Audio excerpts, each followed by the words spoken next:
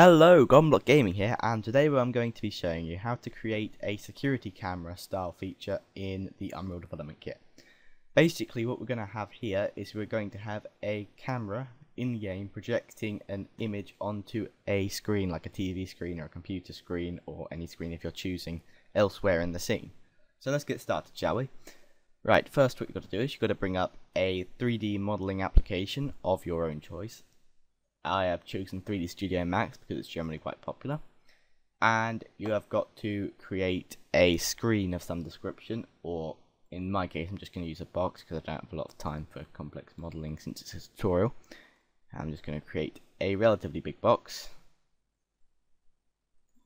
and then convert it to editable poly, and then we're going to select the polygon tool, and then we are going to use the inset tool to create a sort of inset screen polygon in our screen mesh. And as you can see here, there's now a slightly smaller polygon inside one of the faces, which we are going to use for our camera's video output. And as you can see, it's pretty square, so that's pretty useful as well. And now what we're going to do is we are going to select our box, scroll down, and we are going to set the material ID to be 1 on the entire object, and then we're going to select our visual output part of the model, and we're going to change the set ID to be 2 and push enter. And you can see they will be corresponding to 1 and 2 depending on which surface you click on. What we're going to do now is we are going to push M to bring up our material editor for 3D Studio Max, and we are going to click Get Material, as you can see here, and that's going to bring up another window, and in this window we are going to pick multi/sub object, and a multitude of ID objects will appear, but we don't need 10 of them because we've only got 2 textures in our model. Of course, if you have more textures in your model, you will of course need more. And we're going to set number to be 2. And then we're going to go straight ahead and drag it without any texture information actually in there onto our box, which will go grey.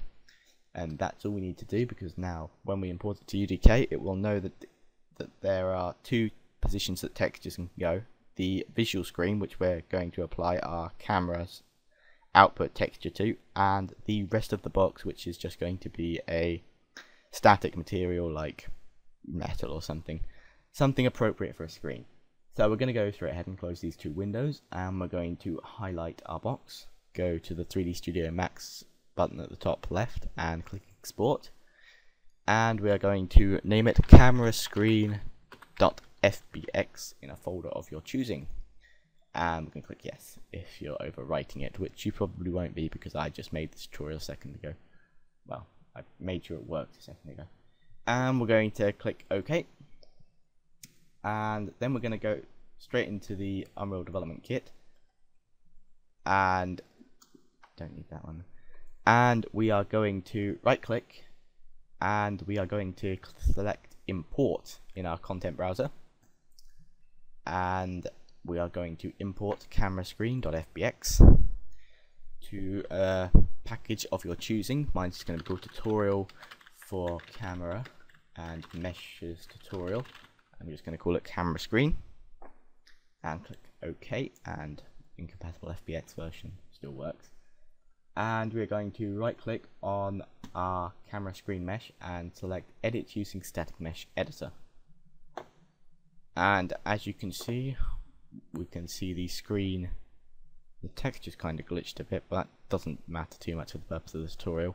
You could do that, you could fix that by setting it to have a UV map on the faces all around the mesh. It would sort the glitchy textures that you are seeing here. And we are going to scroll down to our LOD info, and we're going to expand LOD info all the way down to where we've got 0 and 1 in square brackets. And we're going to click material, which is going to highlight material ID 1, which is where we want our metals to be because it's not our screen face. And we're just going to pick a random material. Let's pick rusty to go there, and that's all dandy. and then we're going to leave our visual face until a little bit later. So we're just going to go straight ahead and close the Unreal Static Mesh editor, and then we are going to make a camera mesh. And since I haven't actually come up with one of these actually fully detailed, whereas you probably would because you're making it for a game, I'm just going to use a roof generic and then upscale it, which I used in the previous game. Oops, sorry about that. I need to import it as a rigid body. You need to import it as a rigid body or an interp actor if you want control over where the camera will actually go to, or a rigid body if you want the player to be able to pick it up and move it. So I just want the player to be able to pick it up and move it, so I'm going to select the Add Rigid Body button, and it's going to be added, and I'm going to upscale it to about camera size, and then move it up into the sky a bit. And as you can see, we've got a camera sort of shape thing here. Maybe a bit thinner. I wouldn't say it's perfect, but it'll do. And then what we're going to do is we are going to go to the View, Browser Windows, Actor Classes, and we are going to search for Scene Capture 2D Actor, and we are going to select that Scene Capture 2D Actor, right click and add Scene Capture 2D Actor here on the scene, and then we're going to bring that 2D Scene Capture Actor a little bit higher and a little bit into the camera mesh that we are using, so the lens of the camera just pokes out, if you can see that. Yeah. And then what we're going to do is we are going to bring up our Unreal Kismet. We're going to right click, we're going to select New Event, we are going to select Player, and then we're going to select Player Spawned. So this means that whenever the player spawns, this is going to take place. And then we are going to set the sequence event max trigger count to be 0. So if the player dies, it will repeat the same thing instead of just doing it once per time the game is loaded, which will be good for you because you don't want to have to reload the game every time the player dies because of scripting issues. And then we are going to right click elsewhere on the screen, select New Action, go to the Actor subcategory, and then select Attach to Actor. And then we're going to connect the out of the player spawned to the in on the attached to actor. And then we are going to select our K actor or our interp actor, which we're using as a camera mesh. And then we are going to right click on the target and select New Object Variable using KActor3 or whatever name you've given your camera actor mesh. And we're going to go ahead and click. And then we're going to go ahead and click our Scene Capture Actor, our Scene Capture 2D Actor even, and we're going to right click on Attachment, and we're going to select New Object Variable using Scene Capture 2D Actor 1 or whatever you call it, of course. Then we're going to click. And that's that bit done, which is brilliant. And then we're going to close Unreal Kismet because we don't actually need it anymore. And then what we're going to do is we're going to bring up our content browser yet again, maximize it, and we're going to go back down to our tutorial package that we've been using, and we are going to right click, scroll right down to Texture Render Target 2D, and we're going to make a new one of them, and we're going to put it in the same thing. We're going to put it in the meshes tutorial grouping with the screen mesh that we created earlier, and we are going to call it the texture camera, and we're going to click OK. And what you're going to see here is we're going to see a nice green texture because it's not yet been attached to any camera actor. So what we're going to do is we're going to first make it a bit better quality, so 512 by 512 as opposed to 512 by 256, which will make it it will render the texture slightly larger in a slightly larger resolution, so you get a bit more quality. But of course, if you're aiming for performance and it's not actually that big of a deal for the camera to be good quality, you can just leave it at 256 or maybe knock it down to 128, but I wouldn't really recommend it. Oh, and it's got to be cubed. It's got to be powers of 2 for the texture to be successfully streamed in the Unreal Engine. So we're going to go ahead and close this, and then we're going to go ahead and right click on our camera or our scene capture 2D actor, and then we're going to select its properties, and you should be greeted with a screen like this. And what we're going to do is we're going to bring up the scene capture actor, and then we're going to drop down the scene and capture subcategory, and then we're going to drop down the capture subcategory under that, and there we should see the texture target, which is currently set to none. So we're going to change that. We're going to select our texture camera in our package, and then we're going to click the little green arrow, which is use selected object in the content browser, and it has now set its texture target to be the texture camera that we just created, and if you mouse over it, it should change. But as you can see, we've got a it just sort of ends, and that's not really what you want from the camera, because cameras don't really have any visible ending. So what we want to do is we want to not have it render too far, but we don't want it to render too close either. So you've got to give it a correct measurement in Unreal units, which is the thing that the BSPs are measured in, or any unit from your 3D modeling software. And we've got to give it how far it should be rendering what it can see. And since the box I've created is 2048, I'm going to give it 2250 as the far plane. And then we're going to mouse over the texture camera again.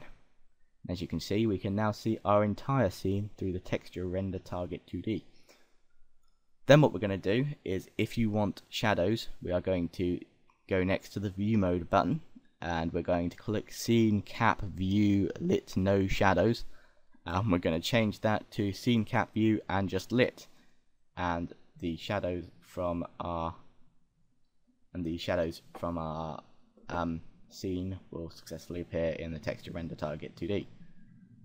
And then what we're going to do is we're going to set our frame rate to whatever we want. Since it's a camera, and cameras don't generally have very high frame rates, and a higher frame rate will not benefit your game's performance at all, we're just going to set the frame rate to 24, because they won't be looking at it exclusively. And that is all of our options that we actually need for this. Of course, if you want to add post-processing, you can do that if you do so wish, and you can add a post-processing volume to it, but we're not going to bother doing that because you can do that later if you do so wish. And we are going to close our scene capture 2D actors properties, and we are going to select our we're going to right click, we're going to make a new material, and we are going to make something called a texture camera underscore material, and we're going to go ahead and click OK, and we'll be greeted with the general material editor screen, and we're going to select our texture render target 2D object in our content browser, and we're going to drag it onto our Unreal material editor, and we're going to go ahead and attach that to diffuse and click the tick. And then we are going to right click on our camera screen mesh and select edit using static mesh editor, and we are going to scroll down to the LOD info again, and next to 1 we will drop that down and select material, which will highlight the visual part of our mesh, and we are going to click that, and then we're going to click use selected object in content browser to attach it to the material of the cameras, what the camera is seeing. As you can see, what the camera is seeing has now been put onto our mesh actor, So what we're going to do is we are going to bring our camera screen mesh into the game. We're going to upscale it a bit.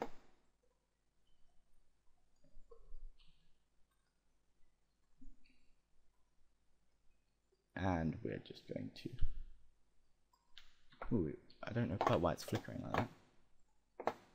It might well be because the camera actor thing's on it. And we are just going to put it over here. And add a light, a movable light. So that we can light the object successfully. You need movable lights to light this, as far as I know, by the way, because the texture will move, and that won't work too well if you're not using a movable light. And we are going to select view, browser windows, world properties, set the game mode to UT game so that I get all the default weapons so that I can pick up our rigid body actor, and we're going to right click and we're going to play from here. And then hopefully, with any luck, our camera actor will be working on the screen that we created, which it is, and you can do that funky thing that you always used to do, on your webcam, where you can look through it forever. I do hope that you found this tutorial very useful. I'm sure that you could use this for a cooperative ghost hunting game or something similar. And I hope that you found this tutorial useful. If you have any questions, don't hesitate to ask in the comments, and I'll get back to you as soon as I possibly can. And thank you for watching, really. See you later. Thank you, and goodbye.